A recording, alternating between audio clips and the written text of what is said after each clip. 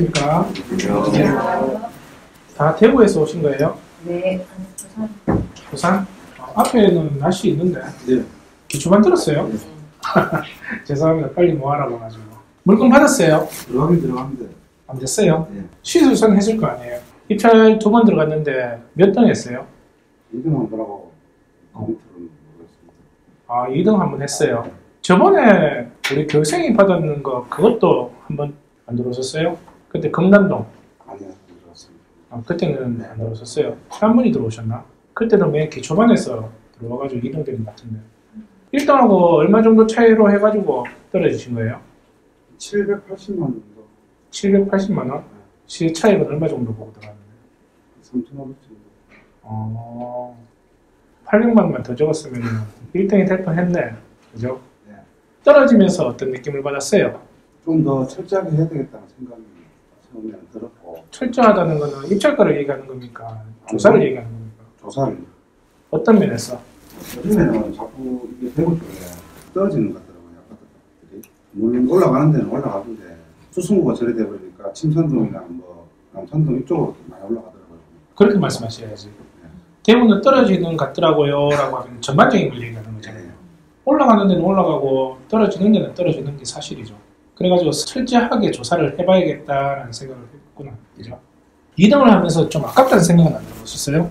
교육 받으면서도 교육을 안 받았으면 그런 생각을 했을 건데 예. 받고 나서 제가 한번 쓸 수 있는 건 다 썼다고 생각했어요. 그게 내가 후회 안 할 그 입찰가였구나. 마인드가 좋은데. 구미에서 오셨어요? 예. 네, 경매는 좀 한번 해보셨습니까? 아니요, 전혀 안 했어요. 그러면 어떻게 이렇게 오신 거예요? 지인 소개로 해서 왔어요. 그 소개로 이제 오신 거구나. 예, 천암으로 소개. 아, 그래요? 예. 아유, 잘 오셨습니다. 어떻게 여기 찾아오신 거예요?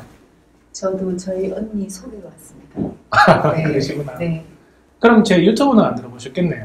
아직은 못 들어봤습니다. 생생한 리얼을 듣고 싶어서요. 일부러 참았습니다. 민망스럽네요. 여기서 무슨 리얼을 찾는 거였어요. 되게 좋네요. 모르고 온다고 그러니까 부담이 좀 덜하네. 네. 18년도 부동산 투자는 해야 되나 말아야 되나 여기에 대해서 이제 제목을 한번 잡아봤거든요. 요즘 저한테 많이 질문하는 것 중에 하나가 18년도하고 19년도하고 이 부동산 투자를 해야 됩니까 말아야 됩니까 이런 걸 많이 물어봅니다. 여러분들은 어떻게 생각하세요? 지금 같은 경우에는 부동산 정책이 강하게 들어오죠. 대출 규제도 이렇게 심하게 들어오고 뭐 기업은 좋다고 그러는데 우리한테는 내수 경기가 그렇게 좋은 건 아니죠. 지방 물건 같은 경우에는 지금 부동산 가격이 떨어지고 있는 상황이란 말이에요. 여러분들은 어때요? 지금 상황에 투자를 해야 된다 생각합니까? 안 해야 된다 생각합니까? 또 말씀드려야죠. 돈만 있으면 돈이 없잖아. 해야 된다 그러면 어디를 해야 되죠? 원하는 지역은 있으세요? 딱히 그렇죠. 여러분들이 저한테 그런 질문을 하신다 그러면은 일반적인 대답 이런 걸 할 것 같아요. 일반 물건을 여러분들이 부동산을 취득하신다고 한다면은 다 주택자라면은 지방에 있는 물건은 정리를 하고 서울에 알짜 물건을 취득하십시오라는 뻔한 얘기를 할 것 같아요. 그게 이제 서울 물건이 아니고 경기도나 그 밑에 있는 지방에 있는 물건이라고 그러면은 뭐 SRT, GTX 그쪽으로 지나가는 노선 그쪽에 여기 생기는 쪽으로 부동산을 취득을 하십시오 이런 얘기를 하든지 아니면 광역시급이라면은 그 지역마다 요지 있죠. 그쪽으로 부동산을 취득을 하십시오. 역세권을 잡으십시오. 이런 뻔한 얘기를 할 것 같아요. 그냥 묻지마 투자보다는 여러분들이 그런 쪽에 시세조사를 하셔가지고 한다 그러면은 그래도 성공적인 부동산 투자를 하실 것 같아요.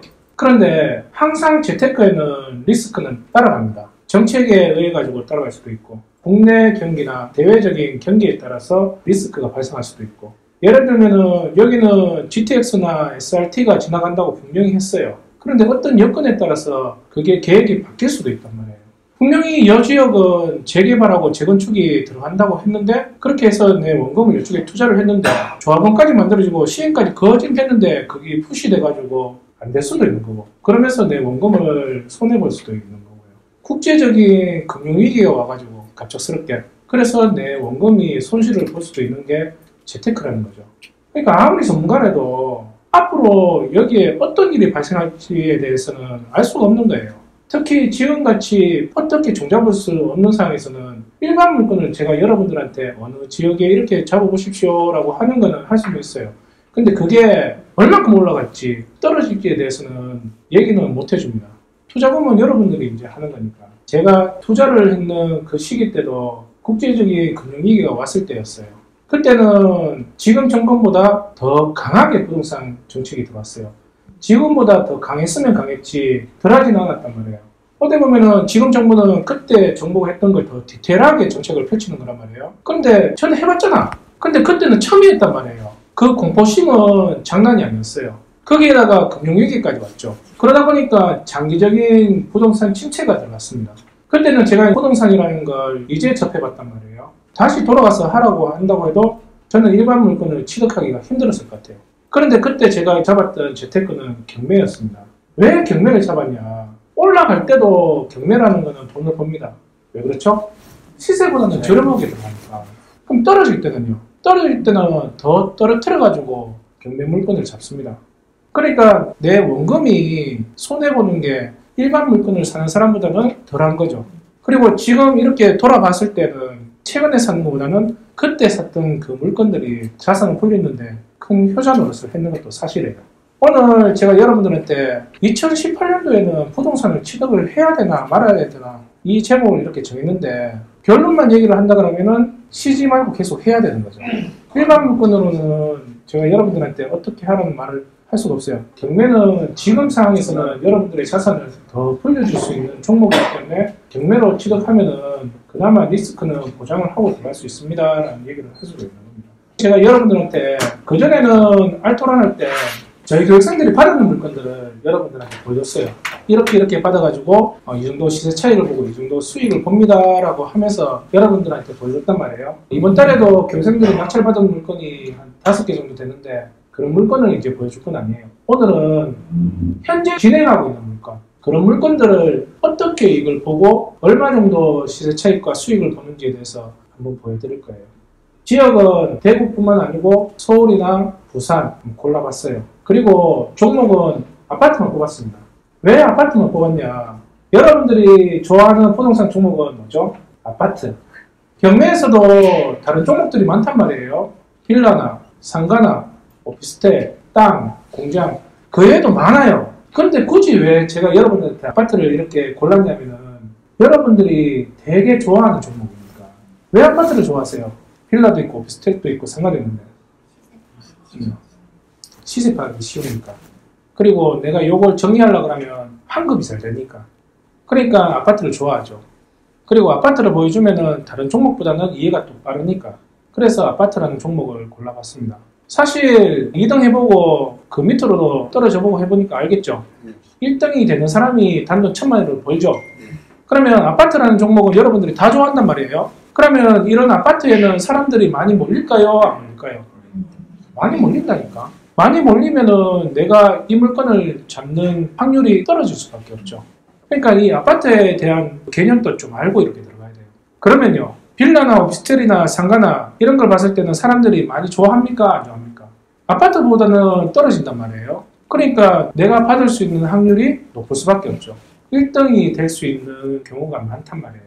그러니까 이런 걸 잡으면은 돈을 벌 수 있는 가능성이 많죠. 그러면은 이 아파트는 안 들어가냐? 들어가죠. 수시로 들어갑니다. 수시로. 저 같은 경우에는 대구에 살고 있으니까 서부지원이 있고 본원이 있단 말이에요. 입찰이 있는 그날에는 항상 아파트 물건이 있으면 항상 들어갑니다. 시세 차익을 얼마 정도 보고 들어가냐면 못해도 3,000에서 4,000원 보고 들어갑니다. 그런데 그렇게 해가지고 받았는 게 3건 정도는 돼요. 그러면은 입찰은 몇 번 들어갔을 것 같아요? 셀 수가 없어요. 엄청 많이 들어간다고 보시면 돼요. 은근히 고집이 있는 거야. 그 정도면 내가 뭐 받지 뭐. 아니면은 떨어져도 그만 이렇게 생각을 하는 거예요. 대신에 다른 종목은 들어간다 그러면 꼭 받아야 돼요. 그러니까 아파트는 내가 떨어질 거라고 생각하고 들어가는 종목. 다른 종목은 내가 들어간다 그러면 어떻게 해서든 내가 이걸 받아와야 된다고 생각하는 종목. 그런데 나는 대구에 살고 있으니까 대구에 있는 아파트를 떨어지고 온다고 해도 크게 내가 경비에서 쓰이는 게 없어요. 시간 조금 쓰는 거지. 그런데 여러분들이 대구에 살고 있는데 부산 물건에 들어간다. 그럼 힘을 줘야 되죠. 떨어진다 그러면 경비를 날리는 거잖아요. 부산에 살고 있는 사람은 내가 부산 물건은 그냥 떨어지더라도 쉽게 들어갈 수 있죠. 떨어져도 경비에 깨지는 게 별로 없잖아요. 그러니까 개념이 틀리다는 거예요. 자, 그러면요. 오늘 제가 보여주는 물건으로 지금 현 상황에서 부동산을 계속 취득을 할 수 있을지 없을지 물건을 보면서 여러분들이 이제 판단을 한번 해보세요. 이런 물건들이 많아요. 이제 그 고르는 걸 여러분들 기술을 이제 닦아야 되는 거지. 자, 이 물건 같은 경우에는 서울 관악구 봉천동에 있는 아파트입니다. 그리고 요걸 지은 지는 98년도에 지었죠.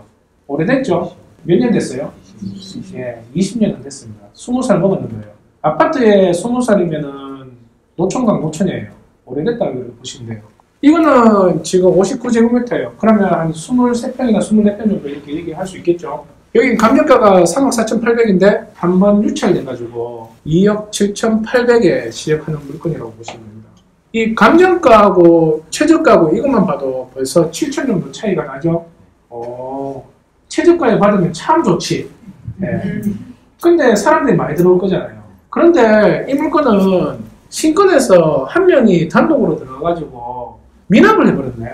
권리관계는 아무 이상이 없어요. 어떤 이상이 없어. 근데 제가 볼 때는 투자자의 마인드가 잘 안 되는 것 같아요. 이 사람은 혼자 이렇게 들어갔는데 왠지 혼자만 이렇게 받으니까 뭔가 잘못되는 것 같은 거예요.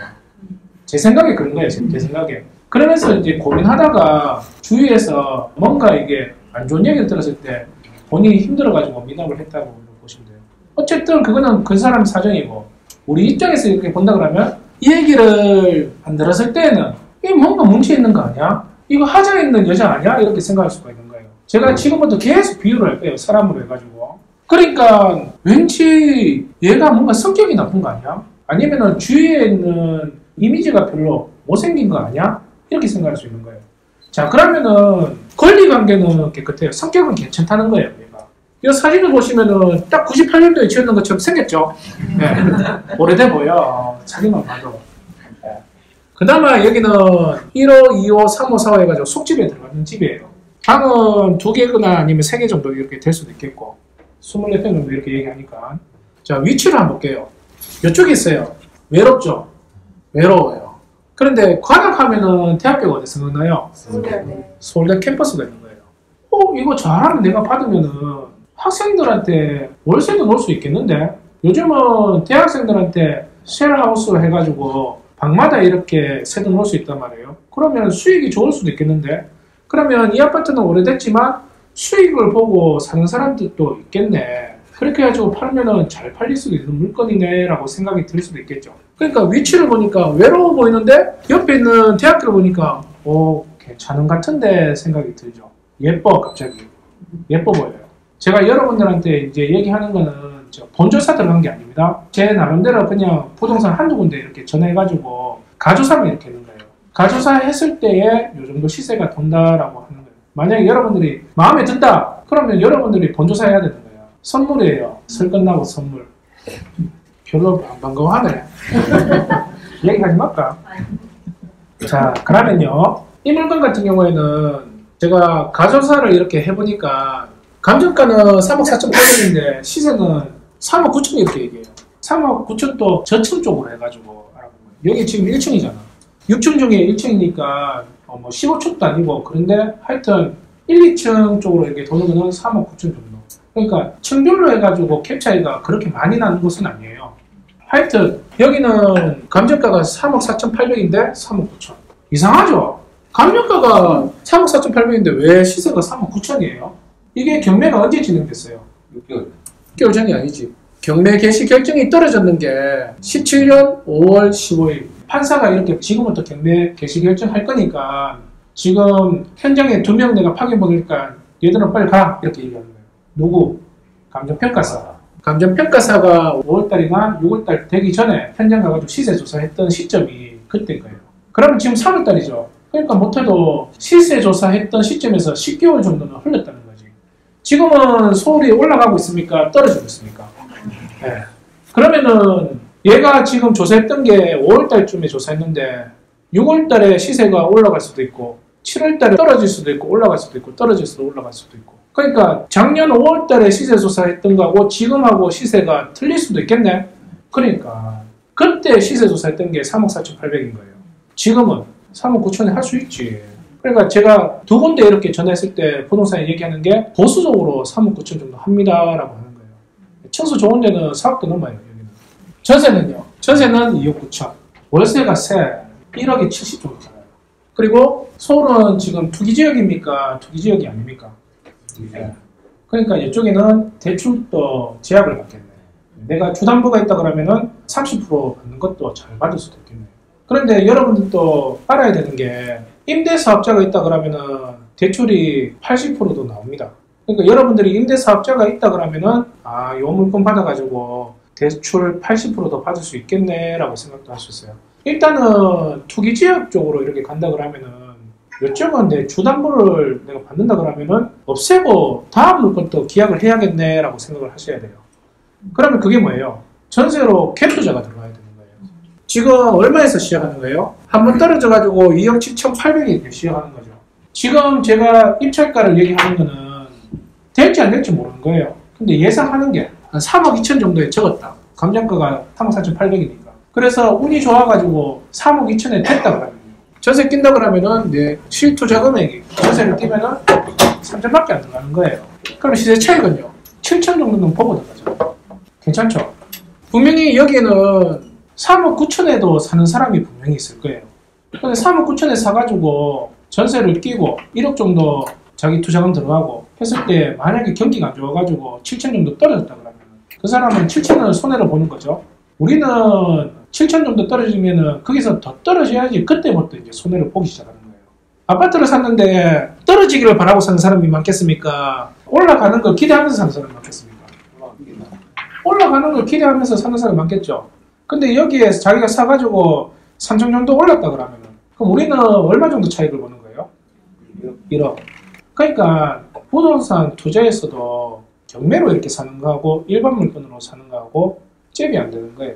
이렇게 많이 사면 좋지. 그래서 제가 얘기하잖아요. 뚝심이 있어야 된다고. 떨어지는 데에서 너무 크게 마음 상처를 받으면 안 돼요. 저 같은 경우에도 작년에 받았던 게 3건 정도가 다예요. 물론 아파트만 3건이지 뭐 상가도 한 2개 받았고 뭐 빌라도 받고 그렇게 했단 말이에요. 아파트에서는 크게 기대 안 하고 들어가면서 낼 수 있는 입찰가죠. 감정가가 3억 4,800인데 3억 2천이면은 이거 시세조사 안 했는 사람들은 높게 적었다고 생각할 거잖아요. 시세조사가 중요한 거예요. 그죠? 다음 물건은 대구입니다. 수성구, 매호동에 있습니다. 여기도 딱 보면은 투기지역이죠. 투기지역이니까 여기도 대출이 많이 안 나오겠구나. 그러니까 이쪽도 전세로 놓고 이렇게 들어갈 수도 있겠구나. 그래도 한번 시세조사를 한번 해봐야지라고 하는 물건이죠. 요거는 지금 84제곱미터란 말이에요. 그러면은 이거는 한 33평 이렇게 얘기하겠죠. 그리고 1층이야. 저층이죠. 이거는 감정가가 2억 6천이에요. 두 번 떨어졌네. 두 번 떨어져가지고 1억 2,800에서 시작하는 물건이에요. 이게 권리관계에 뭔가 문제가 있나? 세입자가 있는데 이 사람이 4천 정도의 월세에 들어왔는 거예요. 이 사람이 받아가는 금액은 2천. 나머지 2천은 내가 인수하는 게 아니에요. 나머지 못 받는 2천은 전 소유자한테 받아야 돼요. 왜? 소멸 기준이 2016년 6월 3일이에요. 근데 이 사람이 전입했는 날짜는 10월이에요. 소멸 기준은 6월. 이 사람이 전입했는 날짜는 10월. 그러니까 소멸 기준보다 늦게 전입을 했는 거예요. 소멸 기준보다 이 사람이 빨리 전입을 했다 그러면 5월 달에 전입을 했다 그러면은 소멸 기준보다 이 사람이 빨리 전입했죠. 그러면 이 사람이 2천만 못 받는다 그러면 내가 2천만 인수를 해야 되는 거예요. 그런데 이 사람은 10월 달에 전입을 했네. 그러니까 이 사람의 보증금은 내가 인수할 필요가 없는 거예요. 그 말은 뭐예요? 권리관계가 깨끗하다는 거예요. 근데 그러면 이거 왜 이게 두 번 유치됐을까? 위치에 뭔가 문제가 있나? 이거 사진하고 위치를 한번 들어가 볼게요. 대체적으로 깨끗해요. 아파트가. 관리가 잘 되는 거예요. 그리고 여기는 복도식이 아니고 계단식이에요. 요 위치를 보시면은 시지입니다. 시지. 항상 제가 얘기하는 거지만 시지는 요 신매역을 중심으로 해가지고 학군하고 상가 인프라가 다 형성이 되어 있어요. 지금은. 옮기고 있는 상태이긴 하지만. 그런데 여기는 애들 키우기에 참 좋은 동네예요. 조용하고 다 누릴 수 있는 지역이고 교통편도 좋고. 그래서 이쪽에는 매매거래도 빈번하게 일어나고 새 넣는 것도 잘 빠지는 지역이에요. 그러니까 위치도 나쁘지 않는 지역이야. 여기는. 조금 신매역에서 좀 멀기는 하지만 그렇다고 그게 큰 문제가 되는 위치는 아니란 말이에요. 그러니까 이게 왜 떨어졌을까? 제가 사람으로 계속 비유를 했잖아요. 아파트라는 종목은 사람들이 관심을 많이 가지는 종목이란 말이에요. 그래서 많은 사람들이 관심을 가지니까 많은 사람들이 대시를 하는 거예요. 내 스타일인데 전화번호 있어요? 전화번호 좀 가르쳐주세요. 그러니까 많은 사람들이 대시를 하니까 콧대가 높아. 니가 쉽게 어떻게 그렇게 생겨가지고 어떻게 나한테 대시를 할 수가 있는 거야. 그런 게 아파트 종목이에요. 그러니까 내가 이 예쁜 여자한테 내가 대시를 했을 때 당연히 이 여자가 내한테 택자를 놓는다는 걸 당연히 생각을 해야 되는 거예요. 그런데 너무 예뻐. 몸매도 좋고 키도 크고 너무 예뻐요. 보통 사람들이 이 아가씨를 봤을 때 당연히 남자친구가 있을 거라 생각하는 거예요. 그래서 아무도 대시를 안 한 거야. 그게 뭐라 그래요? 풍요 속의 핑문이라고 그러죠. 네. 아무도 대시를 안 한 거야. 외로워. 거진 6개월 동안 남자친구 없이 혼자 살았어. 그런데 내같이 생긴 애가 갑자기 와가지고 어떻게 전화번호 좀 알려주시면 안 돼요? 하는데 그때 마치 외로운 사랑에 그런 얘기를 하니까 전화번호 주는 거예요. 얻어 걸리는 거지. 그러니까 잘생긴 사람이 연애 경험이 많은 게 아니고 의외로 내같이 생기고 말 많이 하는 애들이 연애 경험이 더 많다니까. 더 예쁜 여자를 사귀는 애들이 그런 애들이에요. 내같이 생긴 애들은 당연히 이렇게 가가지고 대시하면은 차일 거라고 생각을 하고 있는 거야. 그런데 정말 용기 내가지고 얘기했는데 차이면은 상처받아가지고 막 보름 동안 밥도 안 먹고 상사병 걸려가지고 그렇게 사는 거예요. 근데 내 같은 애들은 당연히 차일 거라 생각하니까 계속 집착거리는 거야. 에이 뭐 예쁘면 다야? 하면서 막 계속 물어보고 이렇게 하면서 전화번호 어떻게 쓰면 받아와요. 아파트가 그렇습니다. 아파트라는 종목은 많은 사람들이 대시를 하는 거예요. 많은 사람들이 대시하니까 콧대가 원래 높아. 그 많은 사람 중에서는 되게 막 소심해가지고 조금만 입찰가를 주는 애도 있고 어떤 애는 원래 급수저 물고 나와가지고 그냥 시세만큼 이렇게 돈을 발라가지고 얘를 꼬시는 경우도 있고요. 어떤 경우에는 그냥 되면 되고 말면 말고 하면서 건조대로 그냥 한번 찔러보고 안 되면 그냥 가고 또 찔러보고 안 되면 가고 하는 애도 있어요. 여기는 지금 시세가 제가 가조사 해보니까 2억 8천 정도예요. 감정가가 2억 6천인데 그러면 본인이 미친 척하고 그 2억 3천 정도 적었다 그러면 단독으로 될 수도 있겠네. 내가 시세 조사가 됐다 그러면은 나는 5천 정도 이렇게 받는 거야. 그러니까 감정가에서 한 3천 정도 이렇게 보고 2억 3천에 적었는 거야.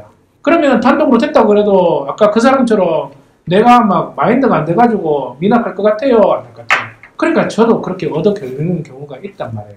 그렇게 했는 게 두세 개가 되는 거예요. 제가 알고 있는 사람 중에 경매를 20년 했는 70 노인이 있거든요. 그분이 원래 알았던 게 아니고 하도 이제 경매장에 이렇게 보니까 처음에는 눈인사 이렇게 하다가 이제 하도 많이 보니까 아유 오래전 오셨습니까? 이렇게 하는 사이가 있어요. 경매를 20년 했어요. 20년. 50 초반 때부터 했는 거예요. 근데 그분은 아파트만 들어가요. 그런데 시세 조사를 안 해. 한번 유찰해가지고 최저가에서 많이 적어봐야 10만 원 아니면 20만 원 적어요. 그래서 제가 올해 초에 한번 물어봤어. 작년에 몇 개 받았냐고 그러니까 2개 받았다. 그렇게 해가지고. 네. 그것만 해도 1억이에요. 1억. 근데 그분이 한 채만 들고 있냐? 다 주택자입니다. 그분이. 그러니까 정부에서 말하는 투기꾼이에요. 근데 시세 조사를 안 해요. 투기꾼이. 근데 그분이 파는 것도 올해 파는 것도 보면은 2년 전에 3년 전에 받았던 거. 그걸 이제 파는 거예요. 그래봐야 양도세 봐야 20%가 안 돼요. 그럼 팔면은요. 팔면 양도세 내고 자기한테 떨어지는 게 못해도 우스갯소리로 얘기를 해요. 이번에 7천 정도 이렇게 남겼다고. 70먹은 노인이 7천 정도 이렇게 한 개 팔아가지고 남긴다 그러면 되게 많이 버는 거예요. 그래서 내가 그분이 제 모델이에요. 돈 버는 것도 그렇지만 항상 경매장에 한 번씩 오래간만에 이렇게 보면 항상 70대 노인이 항상 옆에 할머니가 항상 바뀌어. 예뻐. 할머니가. 그러니까 나이 들어도 돈이 있어야 된다니까. 근데 그걸 자기는 기술이라고 그래요. 시조사도 안 하고 그냥 10만 20만 정도 가지고. 그 기술 아니에요. 그분의 직업은 입찰장 가는 게 직업이에요. 사무실이. 여름 되면 덥잖아요. 그럼 법원에서 에어컨도 틀어줘. 겨울 되면 춥잖아요. 히터도 틀어줘요. 그 밥도 2,500원이면은 맛있게 잘 나와. 자기 사무실에서 복지가 좋은 거예요. 그런데 자기 땅에는 기술이라고 이렇게 얘기를 하는데 그걸 모르는 어른들은 여름 되면 땀 뻘뻘 흘리면서 부로마에다가 박스를 이렇게 사하면서 이렇게 가는 거예요. 그러면서 그 고무상 주인이 5천 얹어 주면은 되게 해맑게 나와요. 겨울 되면 손이 다 부러뜨도록 이렇게 일하고. 근데 그분은 에어컨, 히터 이렇게 다 바라면서 옆에 이제 할머니 계속 바뀌고 틀린 거죠. 그러니까 요걸 알고 있냐 모르고 있냐도 큰 차이점이 나는 거예요. 떨어질 이유가 없어요. 이거는. 근데 그런 어르신들이 한 번씩 이렇게 들어가지고 얻어 걸려가 이렇게 받는 게 있단 말이에요. 시세가 2억 8천이에요. 그러면 유찰이 안 되고 여기서 단독으로 그 어르신이 됐다 그러면 1억 정도 버는 거잖아요. 근데 여기 안 들어왔더라고. 그럴 일이 없는데. 그렇게 그분들도 놓치는 게 있단 말이에요. 여기는 전세가 2억 2천입니다. 월세가 2천에 60이에요. 그러면 내가 미친 척하고 사람들이 1억 8,300이면은 잘 안 넘길 거란 말이에요. 이 심리가 또 걸려. 이 금액이 내 눈에서 계속 밟혀. 그러니까 하수들은 잘 못 넘겨. 그럼 내가 만약에 예를 들어가지고 낙찰될 일이 없겠지만 이 가격에 적으면은 1억 6천원 적었다 그러면요. 여기는 투기 지역이니까 대출이 많이 안 나오니까 내가 전세로 넣을 수도 있겠죠. 전세가 2억 2천인데 내가 1억 6천에 구입을 한다 그러면 말이 좀 안 되죠. 이런 걸 못 봤죠. 저도 아직 못 봤습니다. 네. 월세를 그냥 넣는다 그러면 만약에 사업자가 있다 그러면은 80% 받아가 대출을 만약에 낸다 그러면요. 자기 돈 들어가는 게 2천이 안 돼요. 대출 이자 갖고도 한 달에 한 17만 원 정도 이렇게 남습니다. 17만 원 남는다 그러면 1년이면요. 1년이면은 못해도 한 200 정도 되겠네요. 괜찮죠? 그럼 200 정도 이렇게 모아가지고 뭐예요? 그거 가지고 재산세 내고 종부세 내고 하는 거예요. 딴 데 쓸 데가 없어. 그런 거 가지고. 그럼 나중에 1, 2년 지나가지고 판다 그러면은 그래도 한 1억 정도는 차익을 남기겠죠. 여러분들 쓸데없이 비트코인 하지 마세요. 이렇게 금캐는 거지. 그죠? 비트코인은 내가 어떻게 이게 올라갈 수도 있지만 떨어질 수도 있잖아요. 현물이 아니잖아요. 근데 이거는 아파트가 그대로 있는 현물이잖아요. 얘가 떨어져봐야 얼마 떨어지겠어요. 사모님 같으면은 내가 샀던 금액에서 5천만 원 떨어진다 그러면 더 떨어질까봐 내놓을까요? 아니면은 그냥 팔고 말지만 할 것 같아요. 저 같은 경우에도 지금 우리 집을 분양권을 사가지고 들어왔거든요. 그게 분양권이 2억 6천이었고 내가 샀는 게 2억 8천인가 2천만 원 주고 피 주고 샀단 말이에요. 지금 시세가 지금 3억 9천 정도예요. 근데 사람들은 항상 분양권을 사는 게 생각을 안 해. 항상 호가 쳤을 때만 생각을 합니다. 호가 쳤을 때 생각하면서 거기서 3억 5천 정도 떨어졌다. 그러면 자기는 4천 정도 손해봤다고 생각해요. 네. 그러니까 더 이렇게 깎는다 그러면은 어떤 경우에는 거진 한 10명 중에 한 6명은 아유 저 안 팔을래 하면서 그냥 집을 엮는 경우가 많아요. 심리가 그래요. 심리가. 그러니까 내가 지금 차익을 1억 정도 이렇게 보고 들어갔는데 내가 손해를 보면 얼마큼 손해를 보겠냐고요. 지금은 부동산 경기가 안 좋다고 그러잖아요. 그런데 여기에서는 또 돈을 버네. 그죠? 자 이제 부산으로 한번 봅시다. 여기는 부산 사하구에 있는 지역입니다. 부산 사하구는 투기 지역입니까? 아닙니까? 투기 지역이 아니죠. 예, 그럼 대충 잘 나오겠네요. 여기는 실평수가 57평입니다. 실평수가 57평이면 68평에서 한 70평 정도는 얘기하겠네요. 일단은 얘가 뚱뚱해. 그러니까 뚱뚱하니까 날씬한 애들보다는 눈길이 좀 덜 가죠. 층수를 보니까 25층 중에 10층이네. 키는 괜찮네. 그죠? 딱 적당한 키. 감정가 같은 경우에는 3억 6,700인데 두 번 유찰됐네. 두 번 유찰돼가지고 2억 3,400에서 시작하는 거예요. 왜 두 번 유찰됐을까? 뚱뚱해가지고.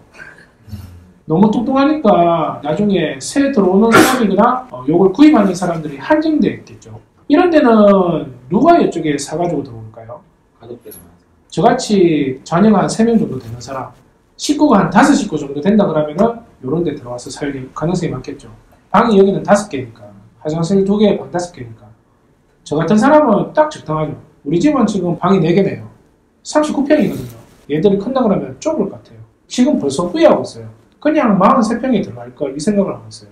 이렇게 5식구가 있다 그러면은 딱 적당한 평수죠. 근데 이런 데는 그만큼 수요자가 적습니다. 필요한 사람만 구입을 하는 아파트죠. 그러니까 이게 사람들이 부담스러워가지고 유찰이 됐겠구나. 그 말은 뭐죠?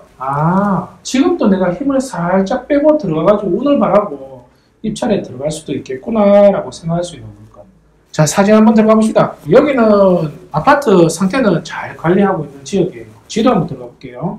교통편도 괜찮아요. 낙견역하고 크게 먼 거리가 아니에요. 주위에 보면은 초등학교, 중학교하고 다 있어가지고 애들 학교 보내는 것도 나쁘지 않고, 그리고 이쪽에는 인프라도 있어가지고 장 보는 것도 크게 문제 없는 것 같아요. 위치는 그냥 고만고만해요. 나쁘지 않은 지역. 여기 시세조사를 한번 가조사를 한번 해봤습니다. 시세가 3억 5천 정도 하더라고요.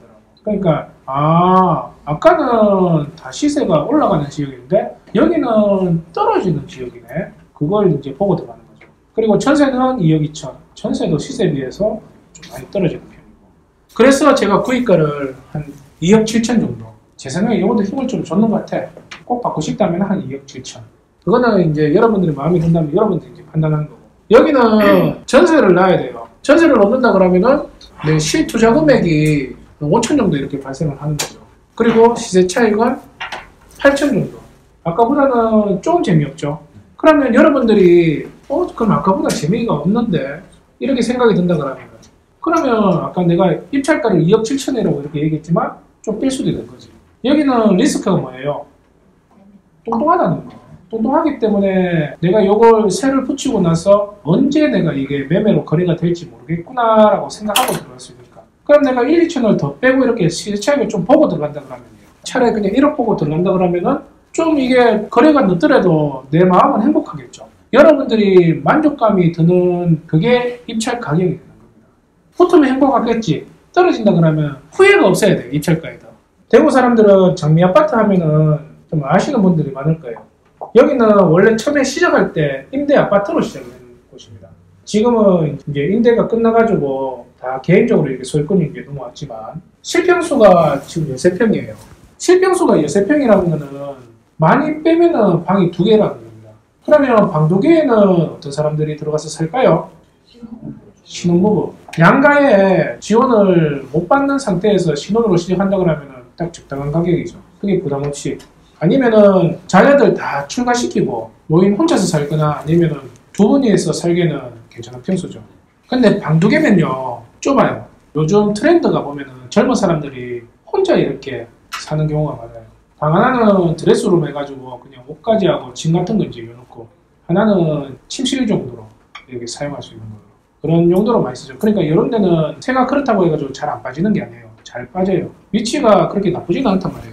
감정가가 1억 7백인데 여기도 2번 유찰됐나요? 왜 2번 유찰됐을까요?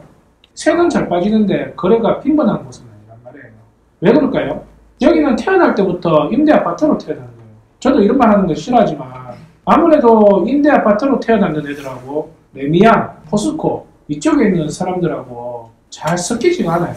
이쪽에 임대 아파트 쪽에 있는 초등학교하고 중학교하고 학군이 좀 차이가 나는 것도 있고. 그러니까 신혼으로 살기에는 참 좋은데 애가 초등학교쯤 들어갈 쯤 되면은 이쪽에 구입해가지고 사는 게 아니고 다른 데로 전월세 들어가든지 다른 데 집을 구해가지고 들어가는 경우가 있어요.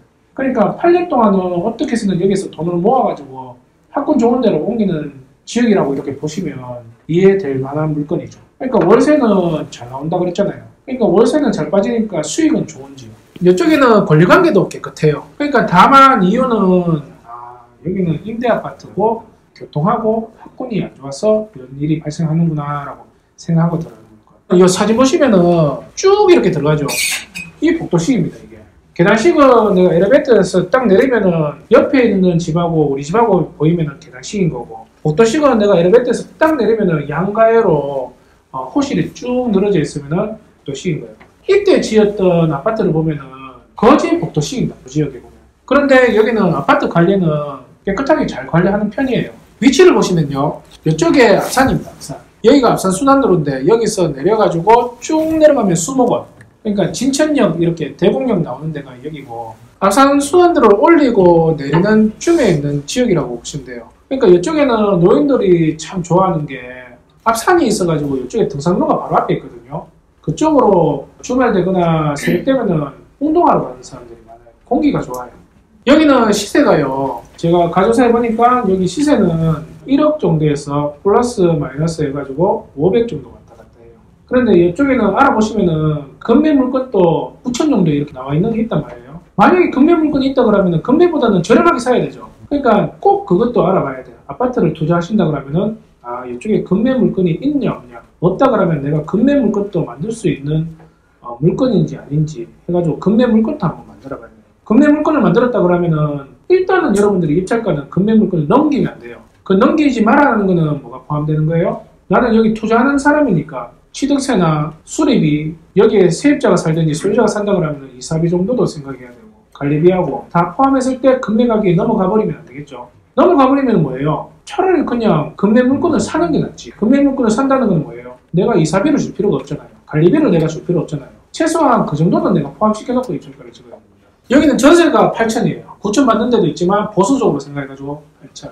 그리고 월세는 500에 35. 두 번 유찰됐잖아요. 7천에서 한번 떨어져가지고 5천에서 시작하니까 6천 정도에 적어보는 거예요. 그러니까 6천 정도에 적었을 때 이건 꼭 될 거야 라고 생각하면 안 돼. 무슨 말인지 알겠죠? 제 신호가 느껴집니까? 그러니까 일단은 저는 6천 정도의 이렇게 입찰가를 선정을 했어요. 근데 운이 따라가지고 6천이 됐다. 그러면은 여기는 전세 놓으면 안 돼. 월세를 놔야지. 전세 놔도 내 돈 들어가는 건 없어요. 전세가 8천 정도 이렇게 도니까. 근데 이런 데는 월세를 놔야 돼요. 여기는 투기지역이 아니니까 80% 정도는 나온단 말이에요. 그러면 월세 놨을 때 내 돈이 1,000만 원이 안 들어가요. 대출 이자 갖고도 한 달에 18만 원 정도 나옵니다. 시세차익 같은 경우에는 나중에 팔았을 때는 1억에 팔면은 참 좋겠죠. 근데 금매로 판다고 해도 뭐 3천. 뚝심 있게 나는 1억 아니면 안 팔 거야 라고 생각하면은 그때 되면은 뭐 4천 정도 남기겠죠. 한 달에 18만 원 정도 들어온다. 우리 아저씨가 월급 외에 생활통장에 꼬박꼬박 20만 원씩 나온다 그러면은 기분이 좋겠어요, 안 좋겠어요? 그러니까 이런 거 5개만 있으면 그럼 내 돈 들어가는 게 5, 6천이 안 된단 말이에요. 그런데 5개 정도 있다 그러면은 못해도 80만 원에서 100만 원 정도는 한 달에 꼬박꼬박 나오는 거잖아요. 그래서 제가 교생들한테 얘기하는 게 경매를 3년 정도 하면은 월급은 충분히 법니다라고 하는 게 거짓말이 아니에요. 제가 그렇게 했어요. 제가 경매 3년 정도 했을 때 제가 받고 있는 월급은 나오더라고요. 월급이 나오는데 큰 부자는 아니더라고요. 그런데 어떤 변화가 일어나냐면은 삶의 질이 틀려집니다. 이때 동안 한년 다니면서 한 번도 월급을 연체시킨 적이 없었거든요. 그러니까 월급 꼬박 나와. 외벌이로 했을 때 250에서 260 이렇게 받았단 말이에요. 그런데 우리 가족이 먹고 살기에는 힘들어. 그러니까 이게 내가 자살을 안 할 만큼만 주는 거예요. 이건 너무 비하적으로 얘기했는 거고. 그러니까 안 죽고 살 만큼만 주는 거야. 그러면서 이제 진짜 죽을 것 같다. 3개월 뒤에 보너스가 나와요. 그러면서 마이너스 통장이 올라가는 걸 이제 조금 내려갑니다. 그럼 한번 숨을 쉬어요. 이렇게 숨 쉬는데 이제 그때 또 이제 계속 쫄려와. 그러면 또 이제 보너스 떨어지고. 그럼 또 숨 한번 크게 한번 내쉬고. 그런데요, 3개월에 한 번씩 이렇게 나오는 게 아니고 매달 보너스가 나온다 그러거든요. 이게 삶의 질이 틀어집니다, 진짜. 그러니까 예전 같은 경우에는 한 달에 한 번 외식을 할까 말까 고민하던 걸 마음 편하게 할 수가 있는 거죠. 그게 가능해요. 이걸 한 5개, 6개 이렇게 갖는다 그러면은 그래도 뭐 못해도 80만에서 100만 정도. 그러니까 이런 것들은 전세보다는 월세로 유도하는 게 맞는 겁니다. 제가 여러분들한테 이런 거는 전세 받아야 되겠죠? 이거는 월세 받아야 되겠죠? 이런 거는 제가 가르쳐 줘가지고 여러분들이 아는 게 아니에요. 조금만 연구해보고 생각을 해보면은 이거는 어떤 식으로 전세가 들어가고 어떤 식으로 월세가 들어가는지 여러분들 스스로가 판단해 봅니다. 오늘 제가 여러분들한테 보여주는 물건들이 이런 것들이에요. 지금 부동산 정책이 이렇게 강하게 들어오고 대출 규제 들어오고 내수는 그렇게 좋은 건 아니란 말이에요. 지방 물건은 지금 떨어지고 있고 이때 여러분들이 투자를 할 것인가 말 것인가 고민하는 자체가 모르는 거예요. 너무 이게 개념이 안 잡혀 있는 거야. 지금 이 순간에도 다 주택자들은 어떤 물건이든 투자를 하고 있습니다. 시세 조사하고 있고. 근데 항상 돈을 못 버는 사람들은 늘 패턴이 똑같아. IMF 때도 숨어 있을 거예요. 금융위기 때도 숨어 있었고 지금도 어딘가에 숨어 있어요. 근데 돈을 벌었는 사람은 IMF 때도 저 새끼 미친 거 아닌가? 이런 얘기 들으면서도 투자를 했고요. 금융위기 때도 이때다 싶어가지고 물건을 그다죠. 지금은요. 지금은 여러분들이 투자를 해야 됩니까? 말아야 됩니까? 아파트에 투자하는데 개념을 여러분들이 잡으셔야 돼요. 이 아파트라는 종목은 부동산의 한 부분입니다. 이 아파트는 많은 사람들이 좋아하는 물건이에요. 왜? 내가 이걸 투자했을 때 언제든지 환급을 할 수가 있거든. 빌라나 오피스텔이나 상가는 주인이 나타나야지 내 돈을 다시 환급을 할 수가 있습니다. 근데 아파트는 그래도 환급하는 게 좀 나아요. 아까 마지막에 봤던 그 물건도 위치도 안 좋고 메이커도 없고 임대 아파트인데 그래도 빌라보다는 오피스텔보다는 환급이 빠릅니다. 그러니까 아파트라는 종목을 좋아하죠. 시세 수사도 편하고. 시세 수사는 왜 이렇게 편하죠? 부동산 사장이 잘 가르치죠. 부동산 사장은 왜 잘 가르쳐주죠? 예? 돈 벌어야 되니까 그래 잘 가르쳐주겠지. 근데 왜 상가는 잘 안 가르쳐주고 빌라는 잘 안 가르쳐주고 토지는 왜 그렇게 잘 안 가르쳐주는 거예요? 예. 빙고! 아파트는 한 단지의 세대수가 못해도 600세대, 800세대, 1000세대 이렇게 한단 말이에요. 그러니까 거래가 계속 꾸준해. 팔았던 실거래가도 있고 매물도 또 나와있고 자기들이 새로 놓는 것도 많이 해봤고 그러니까 많은 걸 정보를 알고 있어요. 그러니까 이 사람이 전화가 왔을 때 자기가 아는 데서 막 설명을 해주는데 자기는 많은 걸 들으니까 어떻게 생각해요? 부동산 사장이 친절하다고 생각을 하는 거죠. 근데 빌라는요. 내가 이 빌라라는 종목을 조사를 할 때 한 세대에 몇 세대가 있는 거예요? 한 800세대 돼요. 한 건물에 많이 있어봐야 8세대 아니면 10세대입니다. 근데 그게 그 옆에 있는 빌라가 비교했을 때 아파트처럼 구조가 똑같습니까? 지은 연식이 똑같습니까? 내 본물건을 조사하는데 방 구조하고 그 옆에 있는 구조하고 똑같습니까? 다 틀리단 말이에요. 이게 분양되고 나서 거래가 아예 안 될 수도 있고 거래가 됐더라도 2년 전에 거래가 될 수도 있고 근데 현재 시세는 또 틀릴 수도 있단 말이에요. 아까 그거는 10개월 정도 됐는데도 서울 물건은 벌써 몇 천만씩 올라가 있잖아요. 그러니까 2년 전에 거래됐던 걸 이걸 비교하기도 좀 애매하고 내 거는 3룸인데 여기는 2룸인 이걸 가지고 비교하기도 그렇고 근데 매물도 많이 나온 것도 아니고 그러니까 부동산 사장한테 물어보니까 자기도 거래한 게 없으니까 뭐라고 이렇게 얘기를 못 해주는 거예요. 사람이 제일 짜증날 때가 언제인 줄 아세요? 모르는 거 물었을 때.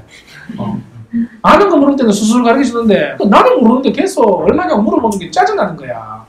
그럼 우리는 어떻게 생각해요? 불친절하다고 생각하는 거예요. 땅 또한 보세요. 부동산 사장 모르니까 이장 만나고 가는 거야. 그러니까 거기에 살고 있는 그 지역에 많이 아는 사람은 이장인 거예요. 그러니까 그 사람한테 물어보는 거예요. 부동산이 잘 몰라. 자기가 거래를 안 봤으니까. 그러니까 여러분들이 이제 부동산 하는 여러분들 입장에서는 상가나 빌라나 오피스텔이나 원룸 조사가 안 되는 거예요. 조사하는 방식을 모르니까. 근데 아파트는요. 조사하는 방식을 잠깐만 이렇게 풀어줘도 다 조사를 해옵니다. 그러다 보니까 기초반에서도 낙찰을 받아가는 사람이 한 기수에 한두 명씩 이렇게 생기는 거예요. 저번 기수 같은 경우에도 그때 계셨지만 우리 교육생이 15반 교육생이 아니었으면 그분이 1등으로 낙찰을 받았단 말이에요. 그때 우리 교육생이 들어가가지고 그걸 낼름 주워 가버렸지. 그러니까 이제 경매를 이제 부동산을 시작하는 사람들도 다 조사할 수 있는 물건이죠. 아파트라는 종목. 그러니까 이 물건에는 많은 사람들이 들어오는 거예요. 조사도 쉽고 나중에 팔기도 좋고 세놓기도 좋고. 그러니까 많은 사람들이 들어오니까 인기가 좋죠. 그러니까 내가 여기 들어가가지고 대시하려고 그러니까 이게 안 먹히는 거야. 그런데 다른 종목은요. 일단은 환급도 잘 안 되고 조사가 잘 안 되니까 무서운 거예요. 내가 지금 시세 조사를 제대로 못 해가지고 시세보다 더 비싸게 사는 거 아니야? 겁이 나니까 입찰서를 못 적는 거예요. 그런 사람이 적으니까 내가 받을 수 있는 확률이 높죠. 그러니까 많은 사람들이 입찰이 들어오니까 이 아파트라는 종목은 낙찰받기가 힘들구나. 그런데 이런 아파트를 우리가 안 들어가냐? 들어간단 말이에요. 대신에 여러분들이 뚝심이 있어야 돼요. 나는 이 정도 차익은 보고 들어갈 거야 라고 생각하고 들어갔는데 매번 이 아가씨한테 차이는 거예요. 계속. 그 차이는 데에서 상처를 받으시면 안 돼요. 아까 선생님이 얘기했잖아. 여기는 많은 사람들이 대시를 하니까 얘 자체가 콧대가 높지. 그러니까 당연히 차이는 게 당연하다고 생각을 해야 되는데 보통 일반 사람들이 이런 얘기로만 들으면은 이 생각을 하는 거야. 에이 뭐 경매로 해가지고 돈 번다고 그러는데 다 거짓말이네. 이런 데서 어떻게 낙찰 받아가지고 돼? 저 사람들을 받아가는 거 보면은 적어도 내가 시세조사 해보니까 저희는 1억 9천인데 1억 8,800에 주는 사람들은 뭐야? 저거 지금 제정신인 거야? 저러면은 내가 이거 들어가가지고 어떻게 돈 벌어? 한 3번, 4번, 5번 이렇게 들어가지고 떨어지면은 그 다음부터 경매를 안 해. 개념이 안 잡히는 거예요. 여기는 당연히 내가 떨어진다고 생각해야 되는데 선생님이 꾸준히만 한다 그러면은 그래도 못해도 1년에 2개에서 3개 정도는 기본적으로 받을 수 있는 물건. 실례로 우리 그 실무반 교육생 중에 6개월 정도 경매했는데 벌써 3건 받았어요. 실무반 교육생들은 기본이 2건은 받습니다. 1년이 안 됐는데 그 다음부터 못 받는 이유는 딱 한 가지예요. 돈이 없어요. 돈이 없어가지고 이걸 팔아야지 이제 그 다음 물건을 잡는 거예요. 그러니까 꾸준히만 하면은 어르신도 1년에 못해도 1개는 받아간단 말이에요. 1개. 기본적으로 타율이 1할은 돼요. 근데 그분은 2할만 되면은 돈을 많이 버는 거예요. 그게. 예전 같은 경우에는 이명박, 박근혜 정부에 들어왔을 때는 거진 전세를 안 났습니다. 거진 월세로 들어갔지. 금리도 저렴하고 대출도 많이 주니까. 근데 지금 정부에 들어갔을 때는 여러분들이 지역별로 해가지고 그 사항을 보고 전세를 놓을지 월세를 놓을지 적절하게 활용을 잘 하셔야 돼요. 일단은 여러분들이 주담보를 많이 빼고 들어가야지 다음 물건을 들어갈 수가 있어요. 임대사업자를 하는 이유도 임대사업자가 좋아서 하는 게 아니에요. 내 주담보를 사업자로 넘기려고 이렇게 하는 거지. 그러면 다음 물건도 이렇게 잡을 수가 있잖아요. 그러니까 아파트라는 투자 종목은 여러분들이 개념만 이렇게 잡히면은 지치지가 않아요. 보통 경매 좀 배워가지고 못하시는 분들은 개념 자체가 없어가지고 그런 거예요. 개념이 없으니까 여러 번 내가 차이니까 상처받아가지고 난 저 동네 가지도 않을 거야 이렇게 생각을 하는 거예요. 개념이 잡혀있는 사람은 아무리 차여도 계속 들어가는 거예요. 이 여자한테 집중거리고 저 여자한테 집중거리고 그러다가 번호를 받아가지고 또 이제 사귈 수도 있는 거고 그러면은 여러분들이 자산이 올라가는 거는 자연스럽게 올라가겠죠. 경제적인 자유는 크게 어려운 게 아니에요. 바로 눈앞에서도 펼칠 수가 있습니다. 이걸 제가 이제 비유를 해가지고 이런 식으로 얘기했지만 고급진 얘기로 이렇게 얘기한다면은 이게 마인드라고 얘기하는 겁니다. 투자 마인드가 돼 있냐 안 돼 있냐가 여기서 나오는 거죠. 자, 2018년도 투자 여러분들은 하실 거예요, 안 하실 거예요? 하시면 돼요. 돈이 없어서 그런 거지. 정책이나 경기를 의식하지 마세요. 어떤 사람들은 항상 돈을 봅니다. 자, 질문요. 임대사업자를 내는 게 근데 이게 4월 1일부로 이후에 신청을 하게 되면 8년으로 가는 거죠. 네.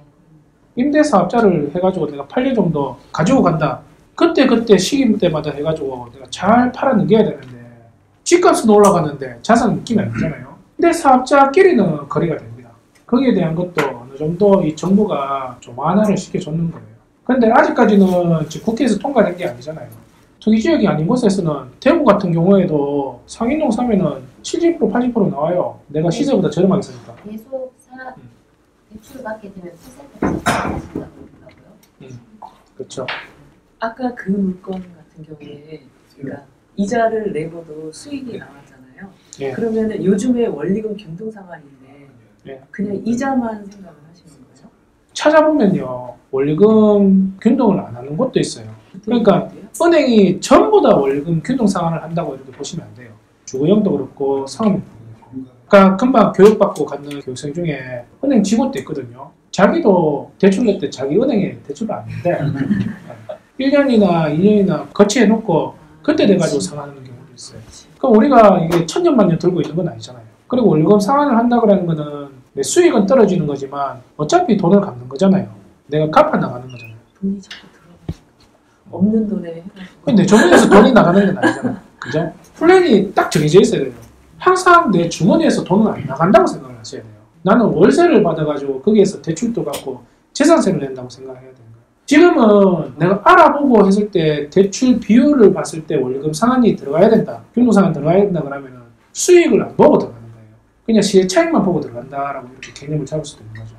조정지역에 저희가 아파트 한 채 하고 같은 또 조정지역에 재개발 주택을 저희가 가지고 있는 아파트에 대출을 받아가지고 샀거든요. 전세금은 굉장히 낮고 2천 정도밖에 안 되고 실제 개념을 좀 잘못 잡고 있는 거 아니에요? 아파트는 재개발이고 재건축 아니에요? 아니 그러니까 아니요. 제가 그 지역이 재개발 지역으로 들어가는 거예요? 지역에 그러니까 제가 가지고 있는 아파트를 담보로 해서 재개발 원치에 있는 재개발 지역에 주택을 하나 샀거든요. 아, 주택은. 그게 이제 2년 좀 넘었어요. 대출금이 저희가 한 1억 8천 정도가 있는 상태라서 네. 지금 계속 이제 이자는 오르고 있고 원금하고 같이 하면 이제 내다 보니까 한 달에 한 220만 원 정도가 둘 다 해가지고. 네. 네. 그렇게 아니 나가는 하나는 잡히고 하나는 안 잡혔어요. 음. 그러니까 저희가 살고 있는 아파트를 담보대출 받아서 재개발 주택을 샀거든요. 예. 근데 거기는 이제 전세가 굉장히 낮으니까 저희 투입 금액이 굉장히 크고 그 투입 금액이 이제 저희 지금 살고 있는 아파트에 담보대출을 받아서 한 거다 보니까 근데 저희가 이게 원래 그 일시적 2주택자 그 혜택을 받으려면은 이 아파트를 올해 5월까지는 매도를 해야 되거든요. 저희가 고민이 되는 게 조정 지역에 묶이다 보니까 그 또 저희 부산 쪽에 계속 아파트 값이 조금 내리고 있는 상태고 그렇죠, 그렇죠. 그래서 저희 아파트 시세도 작년 여름에 저희가 팔려고 내놨는데 안 나가면서 지금 4, 5천씩 계속 뚝뚝뚝 떨어지고 있거든요. 그래서 저희가 고민되는 게 일단 뭐 낮아지더라도 금매로 내놔서 이 아파트를 정리를 해서 대출금을 상환을 하고 월세나 월세로 옮겨가서 그 이제 대출 정리한 이후에 뭐 투자를 해야 될지 아니면 이걸 계속 가져가야 되는 게 맞는지. 그쪽에 지금 집가 산정은 했어요. 네, 지금 10년 전에 이제 예. 재개발 개시해서 예. 10년 된 곳인데 예. 저희가 구매할 때 비해서는 좀 오르긴 올랐어요. 그러니까 지가를 얼마 정도 잡아주는지 그거는 산정을 하고 이제 끝나는 네, 거예요. 이번에 또 재산정에 들어갔었거든요. 그러니까 예. 업체가 바뀌면서 음. 재산정에 들어갔는데 일단 공개는 안 했는데 저희가 이제 듣기로는 그러니까 평당 얼마라고 이게 올라서 진행된다고 얘기 들었는데 그런 소문은 돌고 있고. 네. 근데 문제는 이게 정상적으로 진행이 되면 솔직히 이제 버는 금액이 크긴 큰데 그러니까 이게 항상 말도 그게 많고 문제야. 말도 많고 그래서 이제 현재 저희 이제 2달 내놔버렸거든요. 두 중에 아무거나 팔리면 아무거나 뭐 세금을 내더라도 처리하겠다 했는데 그래서 일단 벌써 결정은 났는 것 같은데. 얘한테 굳이 물어보는 거나 아니 본인의 그러니까 마음을 확인해보고 싶은 거야. 이걸 가지고 가라는 사람들이 옆에서 있어서 그러니까 정답이 없는 거예요. 그게 어차피 지금 결론은 사는 거고 본인의 이제 여건이 버텨주느냐 못 버텨주느냐 거기에서 이제 들어가는 건데 버틸 수만 있으면은 가져가는 게 맞죠.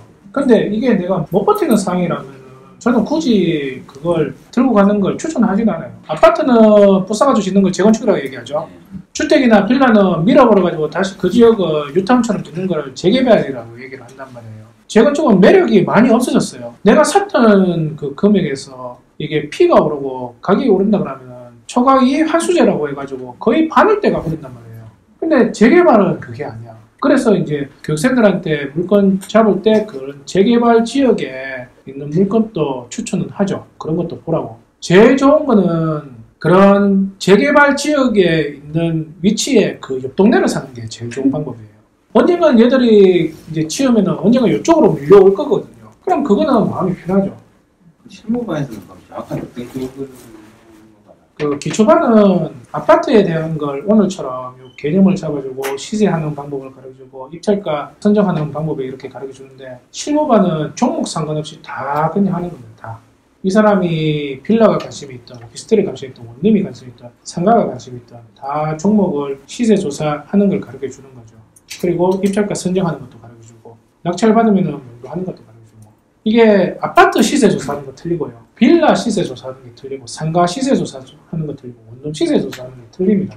공장도 틀리고. 그러니까 큰 틀은 뭔가 똑같이 보이는데 세부적으로 들어가면은 많이 틀리죠. 저 아파트 잘해요. 그리고 그 다음으로 수익형 부동산도 잘해요. 제가 그렇게 잘 할 수 있었던 바탕은 뭐냐면은 제가 경매를 시작했을 때 권리분석만 이렇게 배웠단 말이에요.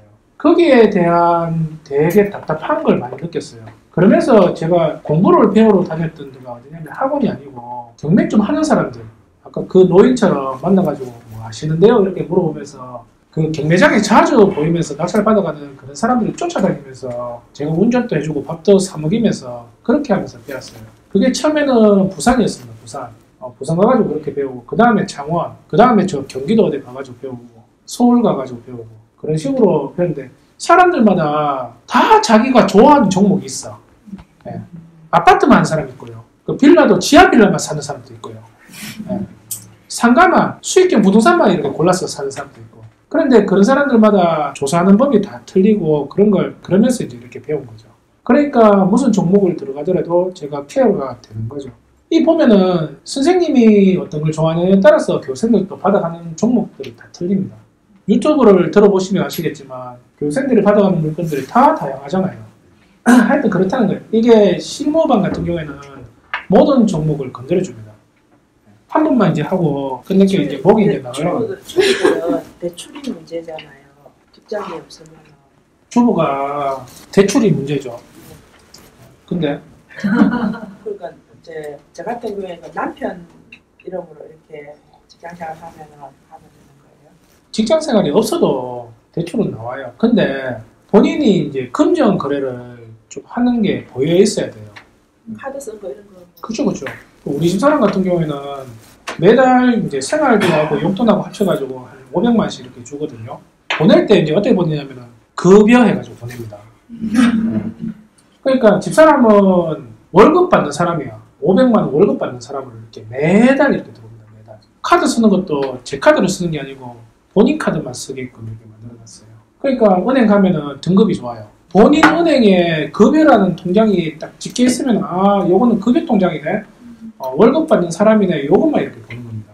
남편이 생활금 주잖아요. 월급 해가지고 보내주면 돼요. 그래서 이제 저 같은 경우에는 어떻게 하냐. 은행을 대구은행, 농협, 신한, 우리, 국민은행, 신협, 수협, 축협 이렇게 해가지고 한 바퀴 돌립니다. 25일 되면은 급여. 네. 그러면은 내가 수협에 내가 대출을 내줄 수도 있는 거고 새마을금고에 낼 수도 있는 거고 부산은행에도 낼 수도 있는 거고 광주은행에도 낼 수도 있잖아요. 한 10개 정도는 그렇게 돌려요. 돌린다는 말씀은 200만 원을 쫙 돌리는 거죠. 쫙. 200만 원 가지고. 네, 그러면 찾았다가 여기 찾았다 여기. 지금 자동이체를 하는 거예요. 자동이체. 급여 해가지고 자동이체를 막 한 바퀴 돌리는 거예요. 그러면 내한테 이제 돈이 돌아올 때는 200이 들어오는 게 아니고 190 뭐 얼마 이렇게 들어와요. 수수료 떼고. 그런데 300만 원 정도 이렇게 하면은 그 은행에서는 이 사람한테 포인트를 몇백 점 이렇게 줍니다. 그러니까 등급은 등급인 거고 우리 은행의 통장을 어떻게 사용하고 있는지 대출을 이제 발생하려면 그때 그걸 봅니다. 그러면 뭐가 차이가 있냐? 대출율도 조금 차이가 있는데 금리가 떨어져요. 이 사람은 우리 은행에 급여 통장을 쓰고 있는 사람이네라고. 거기에다가 계좌 이체도 한 개씩 이제 걸어주면 더 좋죠. 돈 버는 게 쉬운 게 아니야. 근데 한번 해놓으면은, 한번 고생해놓으면 그렇게 돼요. 그 다음부터 신경 쓸 필요가 없는 거죠. 지 사람도 그렇게 해놨겠죠, 당연히. 그러면 대출이, 주불해도 대출이 나옵니다. 지금부터 준비를 해놔야 되는 거죠. 왜요? 살 것 같아요. 뭐 저런 새끼가 다 이제 그런 눈빛으로 보는데. 한 번만 할게요, 한 번만. 재밌네, 오늘. 질문이 재밌다. 잠깐만. 네. 만약에 집을 1년에 2개를 팔잖아요. 상반기에 하나 팔고 뒤에 하나 팔고 양도세는 앞에 거만 오는 겁니까? 아니면 뒤에? 양도세는 다주택자면 똑같습니다. 근데 이제 다주택자가 아니고 1가구 2주택인 경우는 틀려지는 거죠. 내가 이 집을 하나를 먼저 사고 이쪽에서 거주를 하고 있어요. 뭐 어쨌든 한 개를 샀어요. 샀다 그러면 그 다음 집을 사죠. 그럼 얘가 1년이 지나가지고 이 집을 사야 되는 거예요. 1년 전에 사면은 똑같은 거고 1년 지나가지고 요 집을 산다 그러면 산 기간은 네. 꽤 된 기간인데 지금 내가 팔려고 할 때 먼저 A랑 B 중에서 2개를 다 올해 다 처분을 하고 싶다.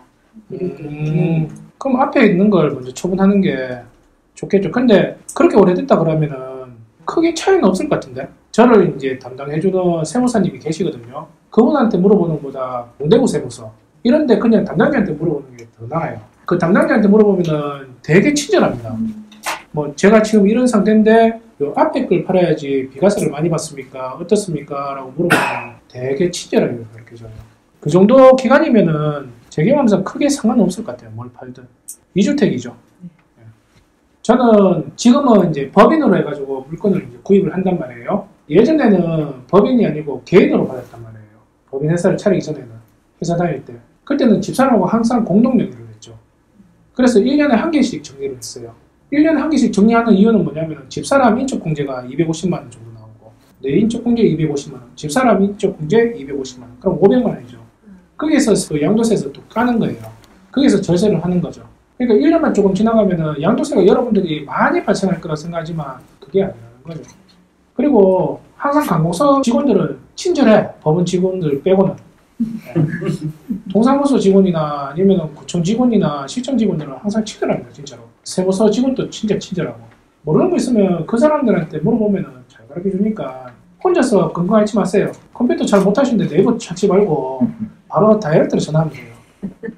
18년도는 어떻게 보면 여러분들한테 되게 기회가 될 수 있는 해입니다.